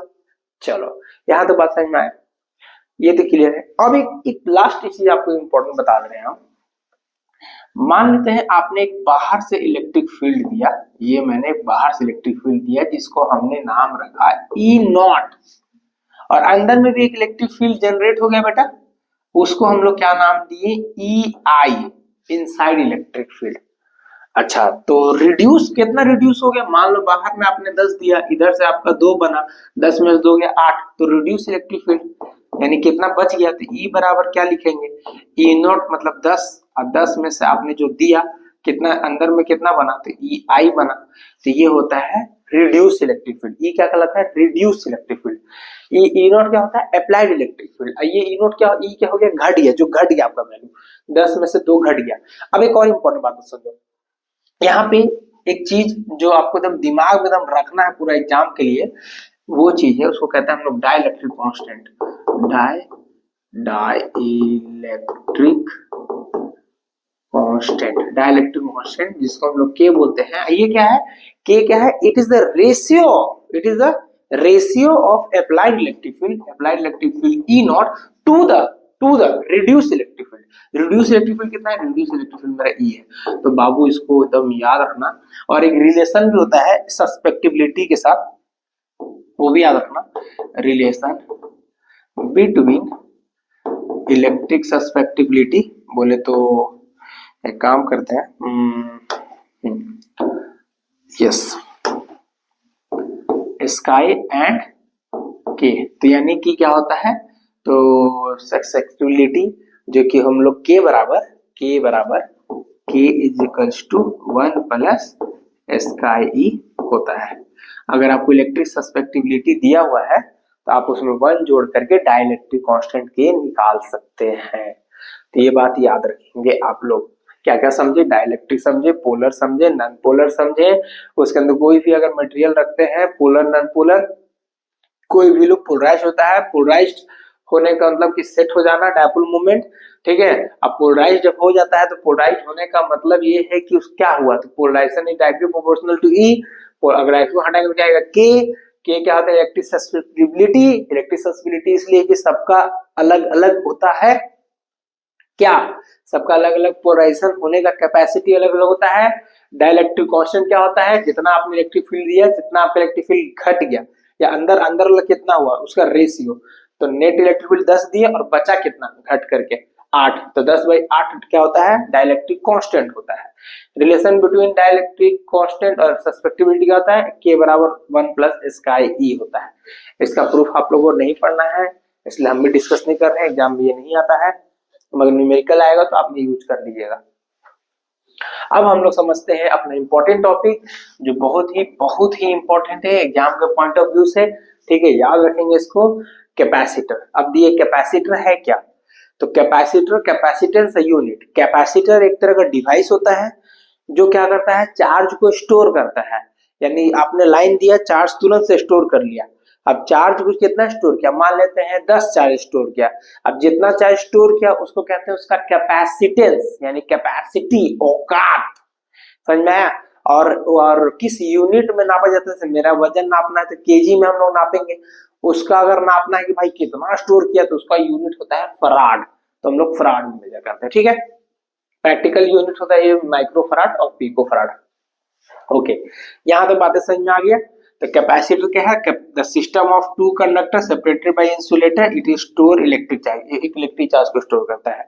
ठीक है, तो अब ये जो कैपेसिटर है जब इलेक्ट्रिक चार्ज को स्टोर करता है तो ये पूरा पूरी कैसे स्टोर करेगा? बताओ ना, बताओ कैसे स्टोर करेगा? सोचो। अरे तो मान लो जो चार्ज है बोले तो क्यू पूरा पूरे किस पे डिपेंड कर रहा है? वोल्ट पे। आपने जितना ज्यादा वोल्ट दिया उतना ज्यादा चार्ज को स्टोर किया। अब यही जो Q है, अब इसको हटाओगे तो बराबर क्या लिखोगे? कांस्टेंट। तो यहाँ जो कांस्टेंट होता है वो C कहलाता है। C बोले तो कैपेसिटेंस, यही है कैपेसिटेंस। तो कभी आपको C का मान निकालना हो तो C बराबर क्या लिखेंगे? Q by V। देखो C बराबर Q बाई V, देखिए समझ में आया? अब इसका यूनिट क्या है? तो यूनिट हम लोग फराड है, छोटा यूनिट माइक्रो फराड और पिको फराड। याद हो गया यहाँ तक बात? क्लियर है? कैपेसिटर क्या होता है? अब आता है और भी important topic, parallel plate capacitor क्या होता है? एग्जाम में आपको इसका डेरिवेशन देगा ही देगा। Parallel plate capacitor with dielectric तो देगा। तो अभी हम लोग क्या करते हैं, पैरेलल प्लेट कैपेसिटर को समझते हैं, इसका कैपेसिटेंस निकालते हैं कि एक्चुअली में कोई पैरेलल प्लेट कैपेसिटर कितना चार्ज को स्टोर करता है। भाई निकाल के बताओ। तो चलो निकाल के बताते हैं। तो चलो, हमने लिया है ये पॉजिटिव प्लेट जिसको हमने सिग्मा माना, ये मेरा नेगेटिव प्लेट जिसको हमने माइनस सिग्मा माना, और इसके बीच में एक इलेक्ट्रिक फील्ड सेटअप हो गया। लो भैया, ये इलेक्ट्रिक फील्ड सेटअप हो गया। इन दोनों प्लेट के बीच का डिस्टेंस को हम चलो d मान लेते हैं। तो ओके, एक मिनट। तो हम इसके बीच का प्लेट का डिस्टेंस को हम क्या मान लेते हैं? d मान लेते हैं। तो चलो, ये ग्रीन वाला पार्ट हो गया d डिस्टेंस, ये d मान लेते हैं। ठीक, ओके। अब हमको a c naught equal to a e naught a by d निकालना है। अब ये a क्या है? तो a क्या कहलाता है? ये वाला a कहलाता है a is the area of the plate. तो मैं सारी चीजों को यहाँ लिख दे रहा हूँ। सबसे पहली बात a क्या है? a is the area of plate है। अच्छा, sigma plus sigma and minus sigma क्या है? चार्ज ऑन प्लेट है, CHARGE, चार्ज ऑन प्लेट है, PLATE, प्लेट। यहां तक बात समझ में आ गया? ओके, ये भी समझ में आ गई। D क्या है? D क्या है? D is the distance between the plate, distance, DISTANCE, distance between the plate, PLATE, ये डिस्टेंस है दोनों के बीच का। तो चलो निकालते हैं क्या होगा। कहाँ निकालते हैं? इसी में निकाल देते हैं, साइड में यहाँ निकाल देते हैं। हाँ, यस। तो कैसे निकालेंगे? बहुत सिंपल, एग्जाम में आएगा, ये फिगर बनाएंगे और ये बातों को लिखेंगे। A is the area of plate minus sigma charge on the plate, D is the distance between the plate लिखेंगे। ठीक है, बनाना कैसे है? बहुत सिंपल काम, बहुत सिंपल। कैपेसिटेंस निकालना, तो कैपेसिटेंस का फॉर्मूला क्या होता है? C is equals to Q by V होता है, ये होता है ना, C is equals to Q by V। आपको बस क्या निकालना है? आपको V का वैल्यू निकालना है। ठीक है, ओके, चलो V निकालेंगे। तो इलेक्ट्रिक फील्ड का फॉर्मूला आप याद रखोगे, E equals to, electric field क्या होता है? सिग्मा बाई एप्सिलॉन नॉट होता है, याद रखेंगे। ठीक है, किसी भी सरफेस पे अगर सरफेस चार्ज डेंसिटी है और आपको इलेक्ट्रिक फील्ड लिखना है तो क्या होता है? सिग्मा बाई एप्सिलॉन नॉट, याद रखेंगे। और sigma surface charge density chapter 1 में हम पढ़ाए थे, नहीं देखे तो यहाँ आई बटन में जाके आप चैप्टर 1 देखिए। तो E बराबर हम क्या लिखेंगे? सिग्मा को क्या लिखेंगे? सरफेस चार्ज डेंसिटी, तो Q by A epsilon not लिखेंगे। यानी सिग्मा बराबर क्या होता है? Q बाई A होता है। यहाँ लिखने का जरूरत है नहीं, ठीक है, तो इसको हटाते हैं और समझते हैं आगे। तो ये एक मेरा इलेक्ट्रिक फील्ड आ गया। ठीक, अब ये जो मेरा इलेक्ट्रिक फील्ड यहाँ आया, अब एक और बताओ इलेक्ट्रिक फील्ड का क्या आपके पास एक और इलेक्ट्रिक फील्ड का फॉर्मूला है जिसमें डिस्टेंस होता है। तो हाँ याद है, बताए थे क्या होता है, E equals to dv by dr, याद ही होगा। तो यहाँ पर इलेक्ट्रिक फील्ड इक्वल्स टू यहाँ dv, v मतलब वोल्ट हो गया, और डिस्टेंस तो यहाँ आपने d लिया है तो d ले लो। ठीक है, तो यहाँ से E का भी आपको दूसरा वैल्यू मिल गया। अभी दोनों को इक्वेट कर लो, फ्रॉम 1 एंड 2। अब ये दोनों का जब इक्वेट करोगे तो E का मान कितना है, तो Q by A epsilon not है E का मान, और इसका मान कितना है, V बाई D है, तो D को इधर कर दो, तो D Q by A epsilon not बराबर में क्या बना, V बना मेरा लाल। अब इसी V का मान को आपको पुट कर देना है ओरिजिनल इक्वेशन में, इस वाले में, तो पुट कर दो Q is equals to, no sorry, C is equals to Q by V। तो यहां से C is equals to Q, अब V का मान क्या होगा, तो V का मान होगा D Q by A epsilon not. थोड़ा सा छोटा कर देते हैं, चलो फिर से लिख देते हैं एक बार, फिर से लिख देते हैं हम लोग। तो क्या लिखे हमने, जो V का मान है D Q by A epsilon not, जिससे Q कैंसिल होगा और ये ऊपर चल गया, तो C बराबर क्या बना, ए एप्सिलॉन नॉट बाई क्या बचा लाल, ये बचा D। ये आ गया आपका capacitance of a parallel plate capacitor. अब इससे न्यूमेरिकल में आपको अगर एरिया दे दे और डिस्टेंस दे दे तो आप पुट कर लेना, आपका कैपेसिटेंस आ जाएगा यार। इतना क्या टेंशन लेना, न्यूमेरिकल में कुछ सोचने नहीं है बाबू, याद रखना फॉर्मूला, पट पट पट पट पट पट पुट कर लेना है। ठीक है, तो आई थिंक ये बातें आपको समझ में आ गई। ये था कैपेसिटेंस, पैरेलल प्लेट कैपेसिटेंस या पैरेलल प्लेट कैपेसिटर। अब एग्जाम में इसी में क्वेश्चन आता है कि अगर इसी मटेरियल में, अगर इसी के बीच में अगर आप एक डाई इलेक्ट्रिक फील कर देते हो, अब एक डाई इलेक्ट्रिक, सपोज ये ब्लू वाला मैंने एक डाई इलेक्ट्रिक कचरा टाइप का फील कर दिया, तो क्या लगता है आपको क्या होगा कैपेसिटेंस। तो आपको समझना है कैपेसिटेंस बढ़ जाता है, कितना बढ़ जाता है, के टाइम्स बढ़ जाता है, उसको मैं निकाल कर भी दिखा रहा हूं आपको।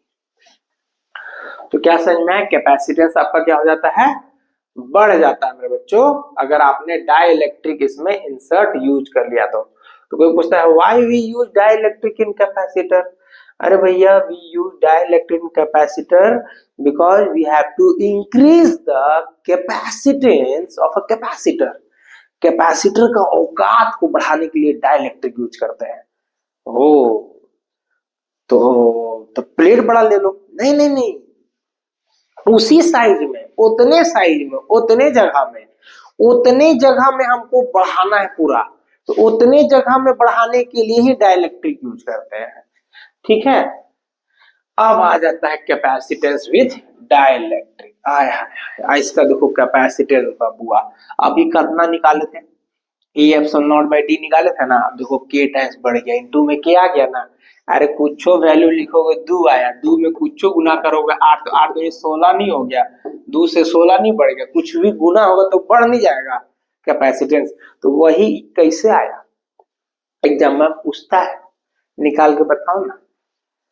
ठीक है, ओके, तो के का मान हमेशा 1 से बड़ा होगा, जैसे कि 8 हमने रखा तो कैपेसिटेंस बढ़ जाता है, तो कितना होगा, कैसे होगा, चलो इसको हम लोग डाइलेक्ट्रिक कांस्टेंट को के साथ इंट्रोड्यूस करके बताते हैं।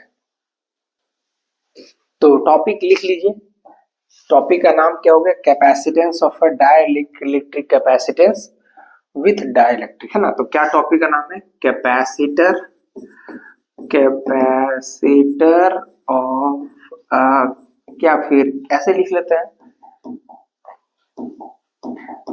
तो हम लोग ऐसे लिख लेते हैं capacitance of a capacitor with dielectric, है ना। तो हम लोग लिख लेते हैं capacitance of a capacitor with लिख देते हैं विथ, ओके, कैपेसिटेंस कुछ ज्यादा ही बड़ा हो गया क्या? Capacitance of a capacitor, capacitance of a capacitor with dielectric लिख लेते हैं ना, तो इसको डिलीट कर लेते हैं थोड़ा सा, विथ डाइलेक्ट्रिक लिख लेते हैं। ये तो इसके साथ आ रहा है, थोड़ा सा बड़ा करके अलग होगा क्या, चेक करने में क्या जा रहा है, क्या है कि नहीं हो रहा है। ओके खैर, no problem. Capacitance of a capacitor with dielectric, with dielectric लिख लेते हैं, है ना, विथ डाइलेक्ट्रिक, है ना। हाँ ठीक है, आ जाओ भाई, यहाँ आ जाओ अपने भैया के पास, बड़े बड़े, बहुत सुंदर। ठीक है, ऑफ को हटा दिया जाए, विथ डाइलेक्ट्रिक, ये टॉपिक का नाम हो गया हम लोग का। ठीक है, ओके, सो समझते हैं। ओके, ऑफ का कोई सेंस नहीं है, तो इसको थोड़ा सा चेंज कर दिया जाए। ठीक है, तो ये हम लोग कट कर देते हैं। ओके, चलिए, capacitance of a capacitor with dielectric. अब इसको सॉल्व करने के लिए आपको क्या करना होगा, सबसे पहले तो वो कैपेसिटर को बोले लेने के लिए, तो आप एक कैपेसिटर लो। ठीक है, चलो हम एक कैपेसिटेंस ले लेते हैं, ये, हाँ हम एक कैपेसिटर ले लेते हैं, ये एक हम अपना एक कैपेसिटर ले लिए, फिर यहाँ भी अपना एक प्लेट ले लेते हैं, ये हम अपना एक प्लेट ले लिए। ठीक है, अब इसके बीच में, अब ये दो प्लेट तो हम लिए हैं, अब इसके बीच में ही हम कुछ डाइलेक्ट्रिक फील कर देते हैं। तो मैंने इसके बीच में एक कुछ डाइलेक्ट्रिक फील कर दिया, ये मैंने एक डाइलेक्ट्रिक इंसर्ट कर दिया, मान लो जितना भी है मैंने एक डाइलेक्ट्रिक इंसर्ट कर दिया। ठीक है, अब ये पूरी तरीके से क्या है, ये positive positive positive positive positive positive plate है। ये बहुत इंपॉर्टेंट टॉपिक है, प्लीज इसको काइंडली आप प्रैक्टिस करके जाना। ठीक है, बहुत इंपॉर्टेंट टॉपिक है ये नेगेटिव नेगेटिव नेगेटिव नेगेटिव, तो पॉजिटिव से पॉजिटिव नेगेटिव, यहाँ से ये अब आपको ही पता है किसके अंदर भी इंड्यूस्ड हो जाएगा, इधर क्या हो जाएगा, प्लस प्लस प्लस हो जाएगा, क्योंकि पोलराइज हो जाएगा, मैंने बताया था आपको, तो पोलराइज हो जाएगा, तो यहाँ से एक सेटअप हो गया। तो आपने जो बाहर से जो इलेक्ट्रिक फील्ड दिया, ये जो आपने बाहर से जो इलेक्ट्रिक फील्ड दिया, बाहर इलेक्ट्रिक फील्ड हो गया E O, E naught, outside, E naught बोल दो या ई आउटसाइड बोल दो। अब अंदर में भी इलेक्ट्रिक फील्ड होगा ना, तो ये ई आई हो गया, इलेक्ट्रिक फील्ड ई आई। तो नेट इलेक्ट्रिक फील्ड कितना बचा, तो ई बराबर क्या लिखोगे, ई बराबर लिखोगे ई नॉट माइनस ई आई। बात समझ में आया कि नहीं आया, ये ई आई है। ठीक है, अच्छा, अब आपने यहां से यहां तक डिस्टेंस क्या लिया है, तो ये मैंने डिस्टेंस, चलो मैंने डी ले लिया, मान लेते हैं ये मैंने डिस्टेंस, चलो डी हो गया, तो मैं डिस्टेंस को अलग कलर से लिख देता हूँ। ये मान लेते हैं ये मैंने एक डिस्टेंस लिया, ये मेरा डिस्टेंस डी हो गया। ये कितना डिस्टेंस का उसको ही मेंशन कर लेते हैं, तो ये मेरा डिस्टेंस मान लेते हैं मैंने टी थिकनेस का एक डाइलेक्ट्रिक लिया। ठीक है, अब बाकी प्लेट पे आपको पता है ये प्लस सिग्मा हो गया, ये माइनस सिग्मा चार्ज हो गया। ठीक है, तो सब कुछ कुछ डिफाइन कर लेते हैं। ई नॉट क्या है, ई नॉट मेरा एक्सटर्नल इलेक्ट्रिक फील्ड है, तो मैं लिख लेते हैं एक्सटर्नल इलेक्ट्रिक फील्ड लिख लेते हैं। ई आई क्या है मेरा, तो इनसाइड इलेक्ट्रिक फील्ड है, तो ये हम ये इनसाइड इलेक्ट्रिक फील्ड लिख लेते हैं। ओके, ये इनसाइड इलेक्ट्रिक फील्ड लिख लेते हैं ई एफ। और क्या क्या मेरा डी क्या है, डी मेरा डिस्टेंस बिटवीन द प्लेट है, तो उसको लिख लो आप, डिस्टेंस बिटवीन द प्लेट, है ना, वो सब चीज आप लिख ही लोगे। ठीक है, ये सब खैर, ई नॉट हो गया, ई आई हो गया, डी हो गया, और टी क्या है, T is the thickness of dielectric, तो इसको भी लिख लेते हैं थिकनेस ऑफ डाइलेक्ट्रिक। चलो सभी कुछ लिख लिए, अब करना क्या है ना आपको, अब आपको क्या करना है, वही कैपेसिटेंस का क्या फॉर्मूला था, C is to Q by V था, यही ना था भाई मेरे लाल, तो V निकाल के पुट ना कर दो यार, तो V एक तो बाहर इलेक्ट्रिक फील्ड के चलते होगा, और ये जो अंदर में इलेक्ट्रिक फील्ड बना उसके चलते होगा, तो दो तरह का डिस्टेंस है। अब देखो तो E जो E नॉट है उसको कितना जगह मिल रहा है, उतना उसको तो यही जगह मिल रहा है, तो ये जो जगह है ये जगह कैसे निकलेगा, ये जगह पूरा डी है, इसमें से टी जगह खा गया तो डी माइनस टी, यानी बाहर इलेक्ट्रिक फील्ड की जगह कितना मिला, डी माइनस टी। यानी आपने जो फॉर्मूला लगाएंगे पोटेंशियल के लिए वो होगा V1 प्लस V2। V1 बाहर के लिए है, मतलब आउटसाइड के लिए है, तो चलो लिख लेते हैं। अच्छा, फॉर्मूला क्या होता है, E इक्वल्स टू होता है dV by dr, V by R। तो V बराबर क्या होगा, V बराबर होगा इलेक्ट्रिक फील्ड इंटू R, यानी इलेक्ट्रिक फील्ड इंटू डिस्टेंस। तो भैया इलेक्ट्रिक फील्ड कितना है, इलेक्ट्रिक फील्ड है E नॉट। अच्छा, डिस्टेंस कितना है, तो डिस्टेंस बाहरी वाला के लिए मैंने बताया था क्या होगा, D माइनस टी, तो आपने D माइनस टी पुट कर लिया। अब V2 क्या हो गया, V2 क्या होगा, तो V2 मतलब अंदर वाला डाइलेक्ट्रिक के लिए, तो डाइलेक्ट्रिक के लिए इलेक्ट्रिक फील्ड जितना बचा, देखो कितना electric field, reduce electric field कितना बना, E बना। कितना दूरी तक बना भैया, T थिकनेस, तो T लिख दिए लो, ये T। अच्छा, ये इलेक्ट्रिक फील्ड, ये इलेक्ट्रिक फील्ड अलग है, ये रिड्यूस इलेक्ट्रिक फील्ड है। तो मैंने एक आपको फॉर्मूला बताया था कि डाइलेक्ट्रिक कांस्टेंट क्या होता है, E बराबर applied electric field to the reduce electric field. तो यहां से आप E को इधर कर दो तो E बराबर क्या बनेगा, अप्लाइड इलेक्ट्रिक फील्ड बाई के, डाइलेक्ट्रिक कांस्टेंट। तो क्या बना, ए नोट बाई के, तो पुट कर दो यहाँ पे E नोट बाई के। तो V इज इक्वल टू क्या हो गया, E not D minus T, अब प्लस में क्या पुट कर दोगे बता दो, D not E not by के इंटू क्या लिख दोगे टी। इसमें से ई नॉट को कॉमन ले लो, मेरा लाल जैसे लिया, minus D minus T plus T by के, तो ये आ गया तेरा वोल्ट। अब वोल्ट अगर तेरा आ गया बबुआ तो कुछ करना ही नहीं है, हलवा हो गया, कहानी आसान हो गया। कैसे पता है, देखो वोल्ट बराबर ई के लिए तुम क्या पुट करोगे, सिग्मा बाई एप्सिलॉन नॉट, उधरे तुमको बताए थे हम। अब बचा हुआ लिख दो, D minus T plus T by के। अच्छा, सिग्मा के लिए भी फॉर्मूला मैंने बताया क्यू बाई ए, तो V इक्वल्स टू क्या लिखोगे, क्यू बाई ए, क्योंकि एरिया ऑफ द प्लेट को तो रिड्यूस करोगे ही, तो D minus T plus T by के लिख दिए। अच्छा ठीक है, वोल्टवा भी निकल गया। अब यही वोल्टवा को बबुआ यहाँ रख ना दो, रख दोगे तो आराम से C आ जाएगा। अच्छा ठीक है, चलो C equals to Q by V का मान देखो ये वाला, यही को यहाँ पुट कर दो, तो Q by A epsilon naught D minus T plus T by के। क्यू का मौत हो गया, तो तुमको कैपेसिटेंस कितना बना, तो C बराबर ये जो ए एप्सिलॉन नॉट के ऊपर आ जाएगा, तो ए एप्सिलॉन नॉट बटा D minus T plus T by के बच्चा। बोलो मेरा लाल, बात समझ में आया कि नहीं आया। तो यानी कि capacitance of a capacitor with dielectric कितना होता है, C equals to A epsilon naught D minus T plus T by K होता है। अब इसी में एग्जाम में तुमको क्या बोलेगा कि यही क्वेश्चन साथ बोलेगा डाइलेक्ट्रिक हम पूरा भर दिए, तो क्वेश्चन बोलेगा find the capacitance of a capacitor with dielectric with fully filled dielectric, मतलब पूरा भर दिए। दूसरा तुमको बोलेगा नहीं हाफ भर दिए। ओके चलो अगला केस में केस वाइज लेके बना लो।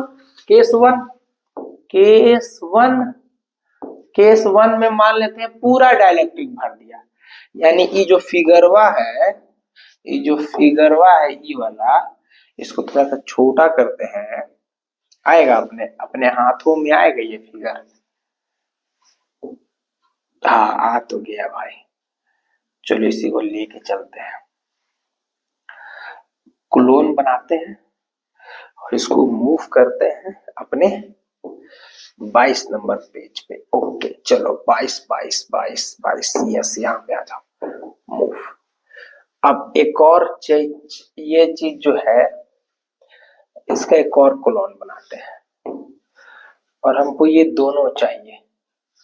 तो ये वाला चाहिए हमको किसके लिए, ये चाहिए हमको इस केस के लिए, और हमको तो एक और केस चाहिए बनाना था, तो मैं एक और केस के लिए इसको यूज कर लूंगा इस फिगर को। चलो ठीक है, अब चलो यहाँ पहले एक केस आपको समझा दूं, तब ये इसके बाद मैं आपको बताऊंगा। देखो ये केस क्या है, समझना ध्यान से बच्चों। ये बोल रहा है कि जो तुमने डाइलेक्ट्रिक इंसर्ट किया है, ये ग्रीन पार्ट, ठीक ना, इसको हटाओ, ये जो टी थिकनेस का है ना पूरा भर दो। अच्छा ठीक है, चलो यानी कहने का मतलब ये है, इसको चलो मैं यहाँ से रिमूव कर दे रहा हूँ, ठीक है, ये मैंने रिमूव कर दिया, ओके, यह मैं गायब कर दे रहा हूँ, ठीक है, ओके, हाँ ये मैं गायब कर दे रहा हूँ, ओके, प्लस प्लस तो है, लिख दो, ओके, हाँ क्या ये सिलेक्ट होगा, हाँ ठीक है। अब इसका कहने मतलब ये जो डाइलेक्ट्रिक है ना, ये पूरे तरीके से तुम भर दो, यानी पूरा यहाँ तक भर दो। लो बेटा भर दिए, भर दिए तो टी थिकनेस का जो था, ये टी जो थिकनेस का था, ये किसके बराबर बन गया, डी के बराबर नहीं बन गया, बताओ तो। यानी इसमें डी बराबर टी नहीं हो गया, या दूसरा भाषा में अगर हम बोले तो यानी कि टी बराबर ये जो टी थिकनेस का था वो जस्ट डी नहीं हो गया, तो केस वन का मतलब ये हो गया, केस वन का नाम हो गया फुल्ली फील्ड। क्या नाम हो गया, फुल्ली फील्ड, मतलब पूरी तरीके से अगर डाइलेक्ट्रिक भर दिया जाए जो कि टी बराबर डी लिए, तो उस केस में कैपेसिटेंस कितना आता है, तो कैपेसिटेंस देखो निकाले है ना पहले, उसको यूज करते हैं। कितना है कैपेसिटेंस, यहाँ इसको वापस कर ले रख देते हैं। अच्छा ये वाला जो मेरा वैल्यू है, इस वैल्यू को चलो यूज कर लेते हैं, है ना, ठीक है, तो क्लोन कर लेते हैं और इसको यूज कर लेते हैं, मूव कर लेते हैं 22 यहाँ पे, है ना। चलो कितना वैल्यू था, देखो ये वैल्यू है, इस वैल्यू को लेके आओ इधर, यहाँ वैल्यू लेके आओ, ठीक है। अब इस वैल्यू में करना क्या है, कुछ करना नहीं है भाई मेरे, कुछ नहीं करना है, इस वैल्यू को क्या करना है, इस वैल्यू को आपको बस यहाँ पे c इक्वल्स टू ये जो एप्सिलॉन नॉट है, यहाँ पर आपको क्या करना है, ये जो t है वहां क्या लिख देना है, d लिख देना है। तो c बराबर a epsilon naught by d minus d plus d by k, d d cancel हो गया, तो c equals to a epsilon naught क्या बना, थोड़ा सा लिख लेते हो मिटा के, तो c बराबर a एप्सिलॉन नॉट d, यहाँ आ गया, के ऊपर चल गया, यहाँ आ गया के, तो देखो तो आपका कैपेसिटेंस नहीं बढ़ गया यार, देखो तो पहले कितना था, पहले का कैपेसिटेंस अगर देखोगे, पहले का कैपेसिटेंस अगर देखोगे तो a epsilon naught by d था, अब उसमें k मल्टीप्लाई हो गया, तो k टाइम्स कैपेसिटेंस नहीं बढ़ गया यार, बढ़ तो गया। अच्छा ये तो केस वन था जो आपने फुल्ली फील्ड किया, अच्छा हाफ फील्ड भी तो करोगे ना, हाफ फील्ड करोगे मतलब क्या होगा, आपने कैपेसिटेंस जो ये है आप इसको आधा भरोगे, अच्छा आधा भरेंगे तो क्या होगा, चलो आधा भरते हैं, मैंने इसको रब किया, चलो ठीक है, और मैं इसको हाफ भरता हूँ, ये मैंने सिलेक्ट किया, अब इसको मैं हाफ भरता हूँ, यहाँ से यहाँ तक पकड़ा, और मैं इसको यहाँ से ये देखो मैंने इसको हाफ भरा, दिख भी रहा है आधा भर दिया, तो आधा भरोगे तो ये जो टी है वो टी कितना बन जाएगा, टी का ही आधा बन जाएगा, टी बाई टू। यहाँ जो केस टू होगा, एग्जाम में ज्यादातर केस टू ही पूछता है, उसका नाम होगा half field, FILLED, half field, या फिर बोलेगा पार्शियली, पार्शियली फील्ड बोलेगा, है ना, FILLED फील्ड, तो हाफ बोल सकता है या पार्शियली बोल सकता है, तो पार्शियली में क्या होता है, टी का मान क्या होता है, d बाई टू बन जाता है बस। अब यही फॉर्मूला यूज करके टी का मान d बाई टू पुट कर दो यार, a एप्सिलॉन नॉट, ये d की जगह बन जाएगा d बाई टू, सॉरी ये तो d ही रहेगा, d माइनस, अब ये जो t है ये t बन जाएगा d बाई टू, अब प्लस में हो जाएगा d बाई टू इंटू के, है ना, और बस सॉल्व कर लो इसको, a एप्सिलॉन नॉट d में से हाफ गया d by two plus d by two के, बाकी आप एलसीएम एलसीएम लेके कर सकते हैं, कोई फर्क नहीं पड़ता है ना, यहाँ से आप 1/2 कॉमन ले लो, तो d प्लस क्या बना, d बाई के बना, और 1/2 को ऊपर भेज दो, है ना, तो ये बेसिकली आपको हाफ फील्ड के लिए हुआ। तो आपको समझ में आ गया कैपेसिटेंस विथ अ डाइलेक्ट्रिक आपको कितना इंपॉर्टेंट है और कैसे निकालना है। Capacitance with a dielectric constant पहले पूरा डी थिकनेस का बना लेंगे और हाफ में d/2 और फुल में d ही पुट कर लेंगे। ठीक है, यहां तक बात समझ में आ गया? कोई कंफ्यूजन? नोट्स आपको मिल जाएगा नीचे। अब कुछ और कॉम्बिनेशन ऑफ कैपेसिटर क्या होता है। कॉम्बिनेशन ऑफ कैपेसिटर कुछ खास नहीं है। अगर आपका दो कोई भी आपका कैपेसिटर अगर मान लेते हैं ये कैपेसिटर है, ये कैपेसिटर आपको ये पैरेलल में लगा हुआ है ना, पैरेलल में लगा, तो पैरेलल का फॉर्मूला में आपको डायरेक्ट जोड़ देना है। पैरेलल कॉम्बिनेशन में डायरेक्ट कैपेसिटर जोड़ देना। मान लेते हैं ये 3 माइक्रोफराड का है, ये 2 माइक्रोफराड का है, ये 6 माइक्रोफराड का, तो डायरेक्ट जोड़ दो। तो 6 2 8 हो गया, 8 3 9, 8 3 11 हो गया, तो 11 माइक्रोफराड पैरेलल कॉम्बिनेशन का हो गया। सिंपल है ना। अगर सीरीज में लगा हो तो सीरीज में क्या है, ऐसे लगा रहता है, ये सीरीज है, तो ये बेसिकली कैपेसिटर का सिंबल है। ठीक है, बैटरी जैसा दिखता है। ठीक है, अब आपको लगा है 2 2 2, तो भाई जोड़ दो यार, वो भी 1 करके 1/2 प्लस 1/2 प्लस 1/2 करके कितना आएगा 2, यहाँ कितना हो गया 3। मगर लास्ट में याद रखना बच्चा 1/c है, पलट के क्या लिखोगे c, तो c इक्वल टू क्या हो जाएगा 2/3 हो जाएगा। ये होगा बेसिकली आपका कॉम्बिनेशन ऑफ कैपेसिटर पैरेलल और सीरीज के केस में। ठीक है, बस लास्ट टॉपिक, बस कुछ नहीं, इसका डेरिवेशन नहीं याद रखना है कि energy stored in a capacitor का क्या फॉर्मूला होता है, U बराबर हाफ CV स्क्वायर होता है। U बराबर हाफ CV स्क्वायर होता है, इसको याद रखेंगे बस, बाकी और कुछ नहीं। और डेंसिटी है तो डेंसिटी उतना इंपॉर्टेंट है, आप स्किप कर सकते हैं। ठीक है, तो आई होप आपको मेरी वीडियो समझ में आया होगा।